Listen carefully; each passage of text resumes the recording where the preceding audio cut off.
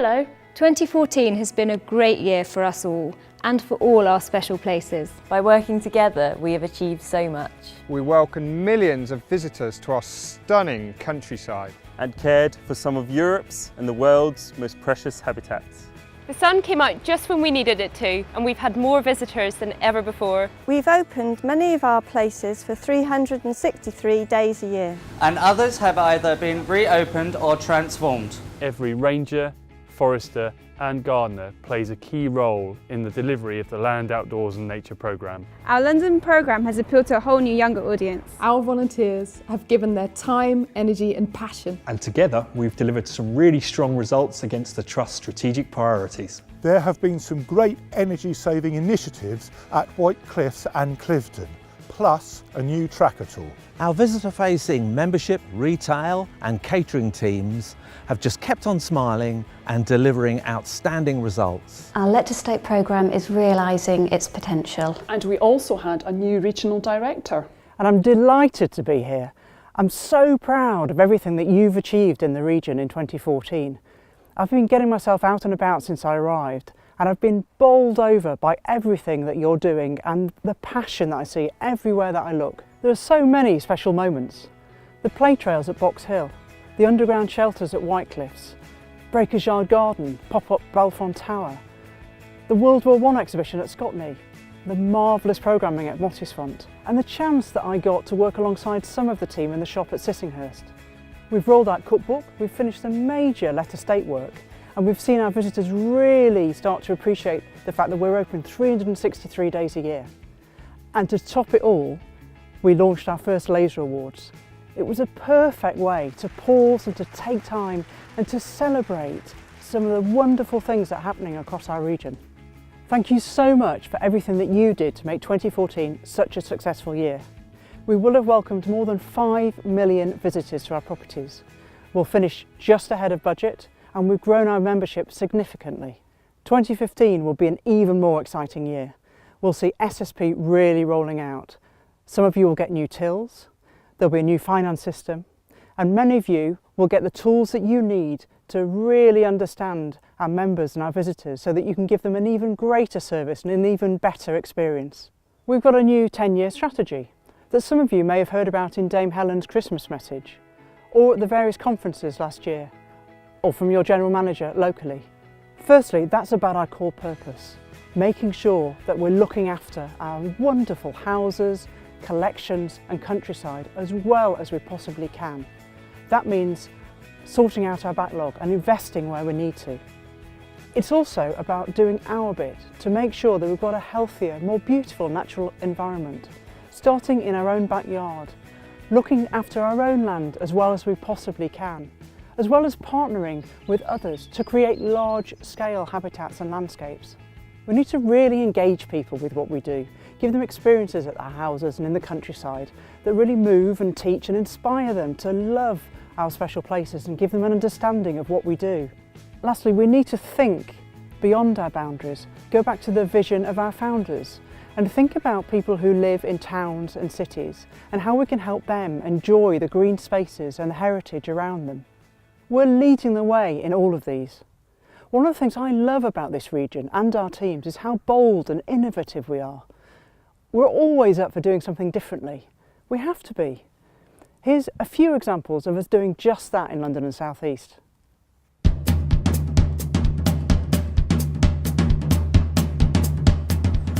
The Breakers Yard is a brand new garden that explains the recent history of the site in a playful, humorous way. For years the site was contaminated and disused. We consulted with over 1,000 local people and specialists about what they wanted and needed from a green space in Hackney. This project has been so exceptional and such a success because it's involved every part of the organisation pulling together to make this project absolutely sing. It's a true example of working in partnership together between operations and consultancy.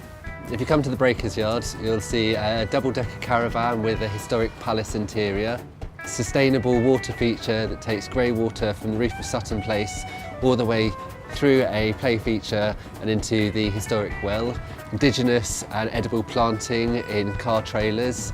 There's an ice cream van designed by Sir Peter Blake's daughter Rose Blake.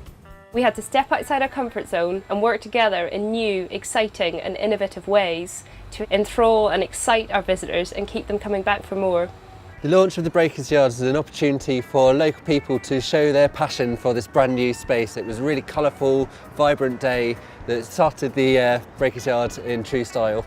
The way that we've worked together points the way for a fantastic future. We can do things that make a huge difference, not only for the National Trust, but for the outdoors in the capital and beyond.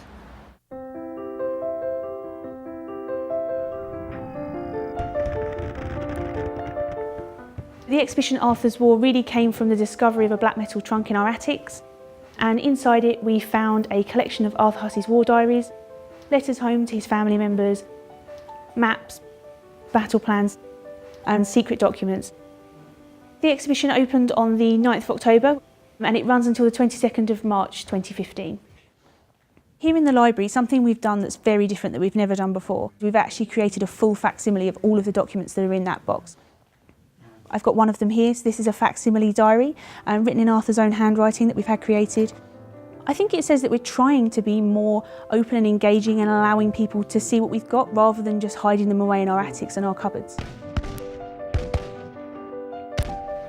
In this room we've produced this canvas tablecloth in front of me here and the inspiration from these came from Arthur's war maps that we found in the box. One thing we were really keen was that when visitors came they would be able to get the feeling of the house as well, so see the rooms, really get our spirit of place, but also then be able to enjoy Arthur's War. So we've tried to do the two things in each of the rooms. We're here in the small dining room. We're using this room to commemorate our local men. So all of the men pictured here on the table are men that died from our village of Lamberhurst. And the unusual thing in here is we're asking visitors to leave with us their memories of their friends and family. Visitors have told us that it's been a really great visitor experience to be able to come and handle the documents and then contribute to the exhibition at the end.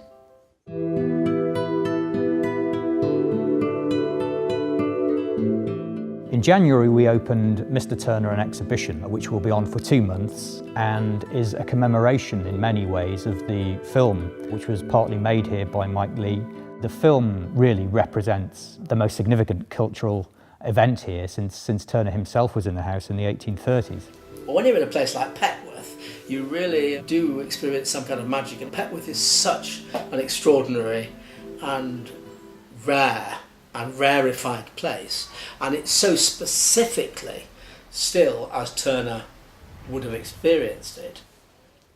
This is a room which was used by Turner and other artists in the early 19th century as an artist's studio. So it's wonderful to think that Turner himself actually painted in here, and brilliant that we are able to open it as part of the exhibition. Mr. Turner is the third exhibition we've done at Petworth in the winter months, January to March. Exhibitions such as Mr. Turner take about a year at least to put together, and a lot of that work is planning of transport and insurance and all of the written interpretation which needs to be done in order to see these projects happen. Another great feature of the winter exhibitions at Petworth is that they are so much in line with our spirit of place, which is all about Petworth as a house of art. What makes the exhibitions at Petworth unique for the National Trust is that they're self-contained charging shows for which everybody pays an entrance fee, including members, and they feature major indemnified loans from museums such as the Tate Gallery and the V&A. And retail and catering do especially well during the exhibition periods. In retail particularly, we have a range of branded merchandise, particularly for the exhibitions. The exhibitions have been terrifically popular to the extent that they've all sold out of tickets, but more than that, our visitor experience goes up by 10% or more every time we do one of these projects, so we really do know that these things are being well received.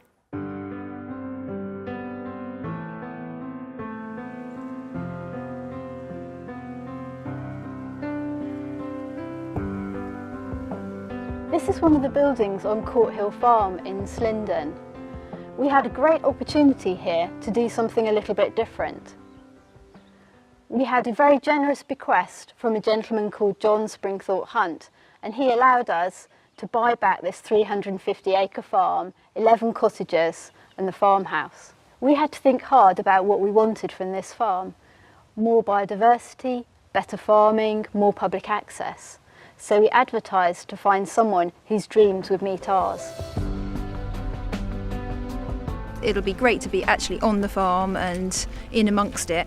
I mean, there's quite a bit of a change. We've converted the farm to organic, and we're sort of bringing in a lot of environmental stewardship type things, you know, with flower margins and beetle banks and things like that, really, to try and farm just as environmentally as we possibly can. We're refurbishing this cottage behind me, making 2 cottages into a farmhouse for the new farming family. After about 80 years, we're putting the farmer back on the farm. We've had 2 generations of distance farming where the farmer rarely visited Court Hill Farm. Not all the land is going back to the farm. We're keeping some of the land in hand, and this land, which used to be arable, is going to be part of one of the National Trust's largest woodland restoration projects, the Rise of Northwood. What we plan to do with this area is turn it back into its former landscape, which was once ancient woodlands. We're going to be planting 13,000 trees, and we're going to be encouraging natural regeneration. For example, this oak sapling in front of us. So we're going to be getting involved with local school groups, trying to bring out volunteers, engaging with as wide a community as possible.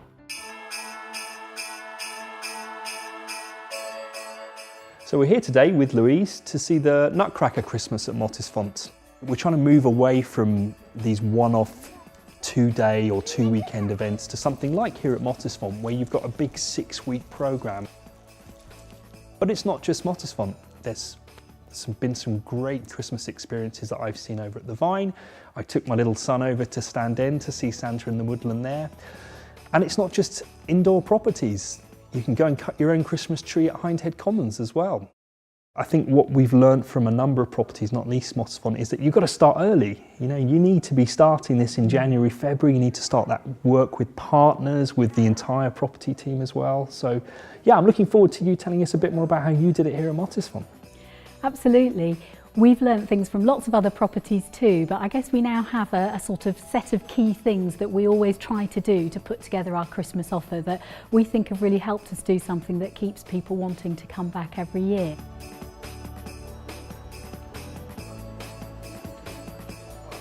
My top 3 tips for a great Christmas offer are: know who it's for, what's the market, what do they like, how can you give them that? Plan early, start now, and always check, is there enough to do, is it enough fun? Are you enjoying it? Other people probably will too. I just wanted to say also a big thank you to all the Christmas champions across the year who've done such amazing work this year. Really looking forward to seeing how you created some new and old traditions as you get together in early spring, ready to create something quite special for what I hope will be one of the best Christmases ever in Christmas 2015. 5 really great examples of the innovative things that we're doing in the region. And now I want to talk a little bit more about our new strategy and our work on the land with nature and in the outdoors. And it represents a real change in emphasis for the Trust and builds on the work that we're doing in the region. I'd like to hand to Lawrence Trowbridge, one of our ranger champions in the region, to talk a little bit more about this new strategy.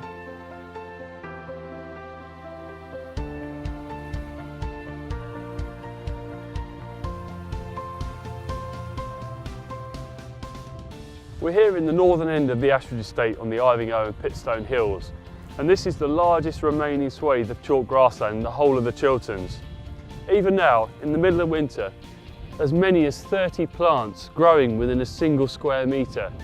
And we've got things like glaucous sedge, fescue, plantains, and in the summer, this area is covered in wild orchids. So knowing this and being here in this amazing habitat within the Chilterns landscape, it's hard to understand why so much of our wildlife in the UK is in trouble. The truth is, this wonderful habitat here at Ivinghoe is isolated, and a lot of the rare plants and animals that live here can't move in a changing climate. We're all dependent on land which is in fixed supply to meet all of society's needs: food, transport, energy, buildings, carbon management, and of course wildlife, which has become fragmented and has very little room to move. What can the Trust do about it? Well, we are the biggest landowner in the UK for public access, and we have a huge supporter base, putting us in a unique position. The Land, Outdoors and Nature strategy is our response to this. Our own land must be in a good state for its own sake, and so we can talk from a solid soapbox. We also need to look at entire landscapes. Wildlife and natural resources like water pay no regard to ownership boundaries. This means working beyond our boundaries with partners to influence a much wider area. We can't do all this for free. We need to generate funding to sustain our work, and that means new business models. The response to the 50 Things campaign has been amazing. The way to reconnect people with nature is to give them an enjoyable experience, and then they will start to want to care for its future. And the end result of this, a landscape that can sustain itself because it's healthy, beautiful, rich in wildlife and culture, and enjoyed by many.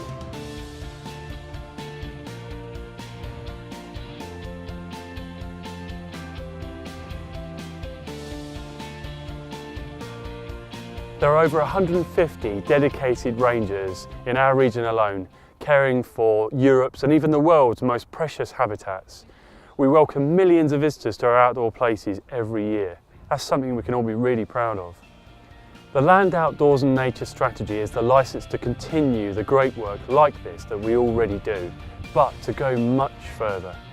What we want is a landscape that's truly alive and something that's worth fighting for. At the heart of everything we do is you, our staff and volunteers.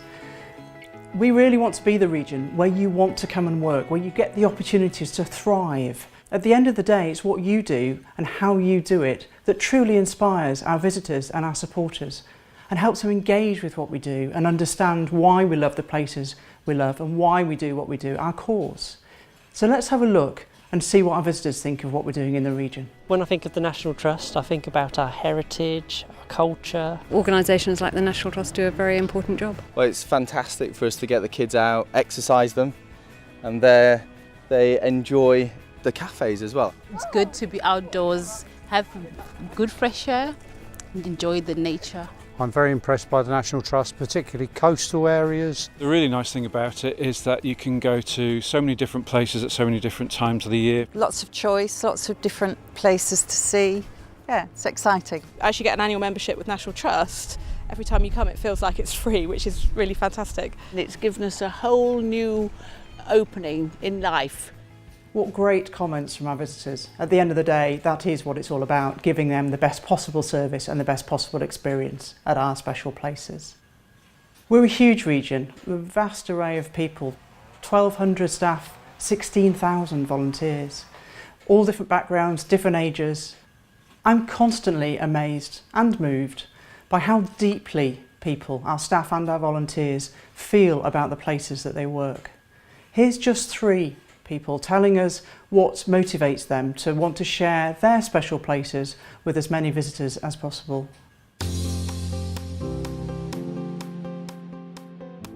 Over the last few years, things have changed quite dramatically, really. A few years ago, we would have been far more out on the ground on a regular basis. Nowadays, we spend a lot more time doing things on the computer because there's a lot more elements that I need to get involved with, such as site monitoring, looking after the large amount of area I have, making sure that everything runs properly, health and safety, lots of things to do with human resources, extra responsibilities with new systems, new projects, grant applications, lots of these different elements. We've become a bit more facilitators, more managers at the countryside. We are just heading up one of the many windy lanes around Leith Hill, heading up to the very top. And I get to work in such fantastic areas, and I work with a really great group of people. Hi Gilly, how's things going? We're quite busy this morning. We couldn't do what we do without our volunteers. They're a really core element of our work. Well, thank you ever so much for all your efforts you're doing, and keep up the good work. The view from Leith Hill is so special. We're now going to head over to Denby's Hillside, where we're going to meet Amanda McCormick. This special place where we're at the moment is Denby's Hillside, which is in Dorking in Surrey. We'll be going to see my volunteers who are up on the hillside doing some hedge laying, and we've laid about 2 miles so far. They've done a fantastic job. Volunteers are absolutely amazing. We only have a few rangers on site, so it's really important that they do help us. We're also going to be having a look at part of my tree inspection work. I have to look at all the roadside trees, all the trees on the property boundaries, and establish whether they're safe or not. What's special about the Surrey Hills is that it's a really amazing resource of amazing landscapes, huge biodiversity, which people don't necessarily see so much when they think of Surrey. Rainham Hall is a special place to me because I've lived in this area all of my life. We wouldn't say that we have a traditional National Trust audience on our doorstep. Member presentation is very low around here, about 0.9%. Rainham Hall is a huge renovation project, as you can see, to really open up the whole site. So the work that we're doing in the hall is really about bringing back to life all of these stories about former inhabitants and making them relevant to our local communities. We're out in the community and we speak to people. We get a variety of reactions. Some people remember coming here when the hall was a nursery in the Second World War and they have very special memories. And other people have just walked past it and see it as the big house in their local community that they can't wait to get inside. And this is the front door that our visitors will come through next summer when we open.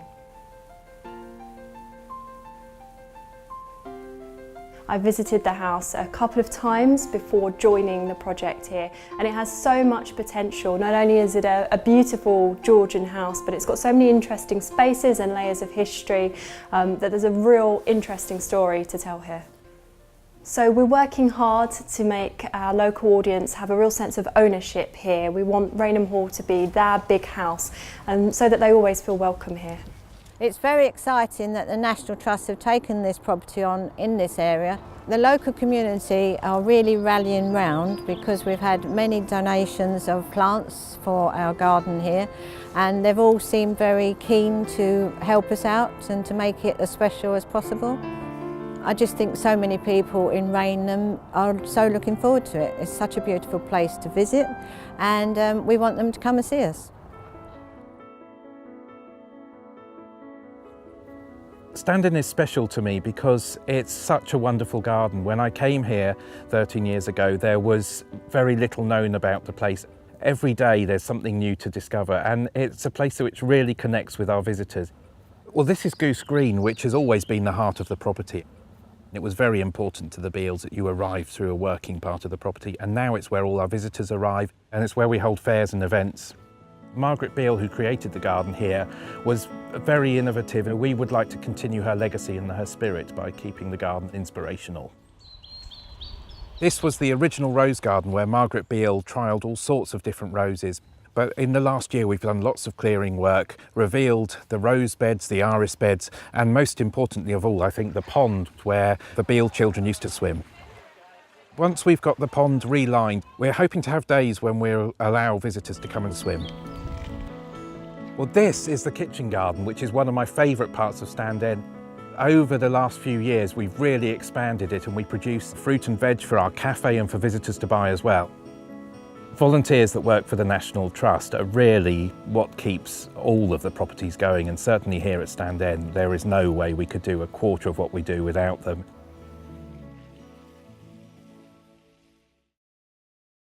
As you can see, we never stand still in London South East. And 2015 is going to be just as exciting and just as inspiring. I know you're all going to do fantastic work throughout the year. I thought you'd like to hear just a little bit more about just 3 of those things. The celebrations for the birthplace of democracy at Runnymede, the National Trust's biggest conservation project, the ongoing work that we've got at Knowle, and of course, the continuing strides that we're going to make for our land outdoors and nature strategy in the region.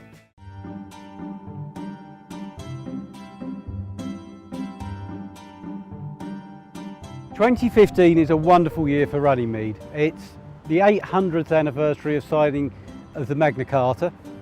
We're going to have this massive celebration here, 6,500 people here in June. It'll be huge. It'll have the Queen, it will have politics, it will have picnics.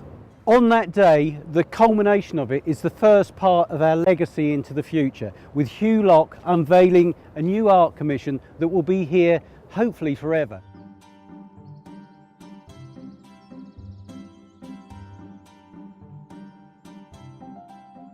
So we're standing in a spot where my piece of public art will be unveiled on the 15th of June to commemorate the 800th anniversary of Magna Carta. It's quite an international document for me. I see it as something which loads of countries have based their constitution on. It's something which started in this meadow but has spread out around the world. Hugh's someone that's worked with history, with power, with the ideas of struggle for justice in past work. But this will be his first real major permanent public artwork in this country. I'm trying to create a piece which people take back on their smartphones to Beijing, to Sydney, Brisbane, to Buenos Aires, you know, something which takes Runnymede and just puts it worldwide. But also, if you're local, I'm trying to create a piece which is loved locally, which means has some significance locally, which people are proud of, basically. So our focus is to make the place look really special in June, make it look like something the National Trust can be really proud of.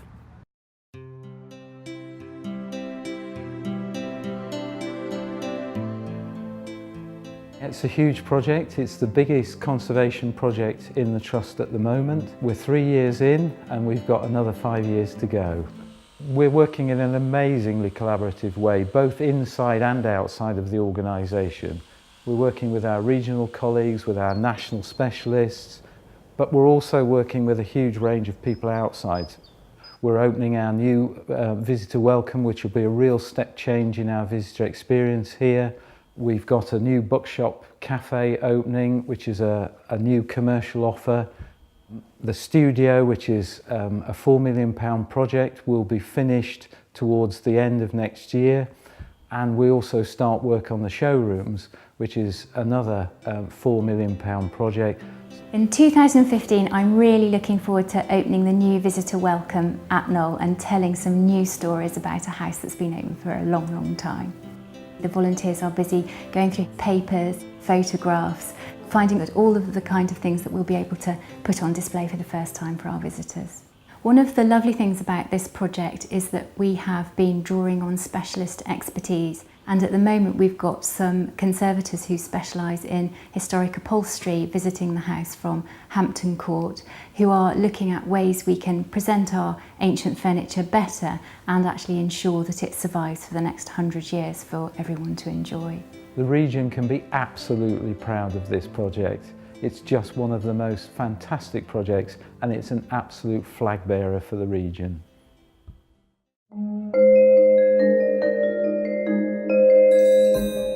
2015 is a fantastically exciting opportunity for the National Trust, not least because it allows us to bring partners into our works by working with Natural England, the Environment Agency, the National Park Authority, Bewley Estates, but also for us to actually get people to see our message on the ground and see a tangible benefit to what they do, being members and supporters of the Trust. Behind you, you're seeing a huge area of heathland restoration that was old coniferous plantation from 2009. That we've clear felled and now got the grazing animals onto the site to elaborate the heathland habitat that's so precious in the New Forest area. This works around us actually helps the habitat as a whole and makes us think holistically about the management of our sites that we take across the New Forest Commons. I think visitors will love to see the story develop as it unfolds, as the heathland restoration continues for many years. Children from any age will come up and grow up knowing the site and seeing the changes over time that will bring support for the future and a fantastic opportunity for us to spread the message of the National Trust. In 2015, we're really going to take stock of the health of our land and produce a delivery plan that will take us forward for the next 10 years. You'll see the continuation of the 50 Things campaign alongside the Great British Walk. You'll also see pop-up camping at a lot of our properties, and we're going to be a major player in the celebrations for the 50th anniversary of Coast. Well, it's important when visitors come to our outdoor properties that they get the right information, so we're committed to improving 27 of our outdoor sites with new interpretation and new welcome signage for our visitors. It's really important that we tell people that the countryside costs money, and to that end we'll be looking at commercial activities within the countryside and rolling out car parking income, outdoor membership and commercial catering. Landscape and nature go hand in hand with access for people to enjoy it. It's the DNA of the National Trust and one of the reasons that we exist. And with your help, we would love to deliver some improved high quality nature conservation and improve the quality of our land in general. I'd like to thank you for your hard work and your passion and your enthusiasm, which I'm sure will give us another successful year in 2015. I'm so proud of being part of such an amazing team in London and South East. And I'd like to give the last word to you, our staff and our volunteers, and to let them tell you what they're looking forward to in 2015. In 2015, I'm looking forward to the opening of a new property. Wildlife being top of the agenda. Even more visitors. Loads of lively events. A new revamped kitchen. Restoring the estate. Exhibiting little seen objects. Our new welcome kiosk. Completing the refurbishment of our let estate. A new, bigger car park. Our cottages being fully let. More visitor engagement. Improved accessibility for all. Learning lots more interesting things about the property. More opportunities for volunteers. The new My Volunteering website. Sharing some great heritage stories. Continuing to deliver excellent service. And giving our visitors an even better time.